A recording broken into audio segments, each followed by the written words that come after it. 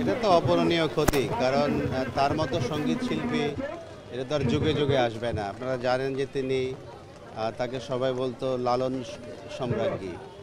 তো এটা অপূরণীয় ক্ষতি। অবশ্যই ফরিদা পারভীন বাংলাদেশের একজন সাংস্কৃতিক সম্পদ, এবং তিনি চলে গেলেও তার যে গান এটা তো বেঁচে থাকবে।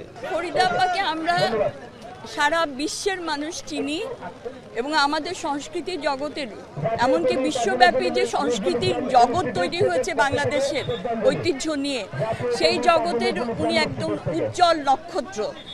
তাকে আমরা চলে গেছেন উনি, আমি কখনোই বলবো না, উনি আছেন আমাদের সাথে। উনি যথেষ্ট অমায়িক ছিলেন আর কি, এবং পরোপকারী ছিলেন। উনি সবার দুঃখে দুঃখিত হতেন আর কি, এবং উনি যার যে আত্মীয় স্বজন সবার সঙ্গে যোগাযোগ রাখতেন, সবার সঙ্গে উনি যোগাযোগ মেনটেন করে চলতেন আর কি। আসলে লালন সাইজির গান তো সাধুদের গান, সাধনার গান, একটা দর্শনের গান। কিন্তু শ্রদ্ধেয় ফরিদা পারভীন উনি লালন সাইজির গানকে আমাদের নগরের সাথে পরিচয় করিয়ে দিয়েছেন। আমরা নাগরিক যারা নগরে যারা থাকি তাদের সাথে পরিচয় করেছে, এবং সারা বিশ্বে ওনার মাধ্যমে লালনের গানের একটা বিশাল প্রচার এবং প্রসার হয়েছে, এবং ওনার এই অবদানের জন্য উনি সারা জীবন আমাদের কাছে স্মরণীয় হয়ে থাকেন। সঙ্গীতের বিভিন্ন অঙ্গনে বিচরণ করেছেন সারা জীবন ধরে, শুদ্ধ সঙ্গীত করেছেন সারা জীবন ধরে। তাকে আমরা হারিয়েছি, এর মূল্য কোনোভাবেই আমরা দিতে পারবো না।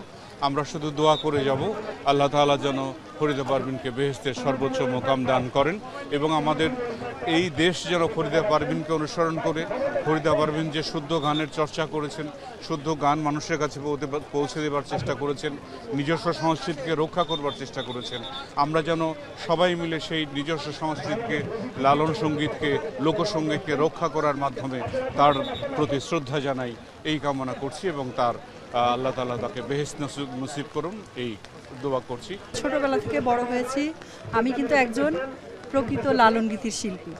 আমি লালন গীতি গান করি, ওনারটা শুনেই বড় হয়েছি, শুনে শুনে এখন পর্যন্ত ওনারটাই শুনে শুনে এখনও চর্চা করে যাচ্ছি। কিন্তু আমাদের থেকে যে একজন এত বড় একজন গুণী শিল্পী হারিয়ে গেল, এটা হচ্ছে এই ব্যথা ভোলার নয়, এই জায়গাটা পূর্ণ হওয়ার কথা নয়। কিন্তু উনি চলে গেছেন ঠিকই, কিন্তু ওনাকেই ধারণ করে আমরা সারা জীবন চলতে চাই।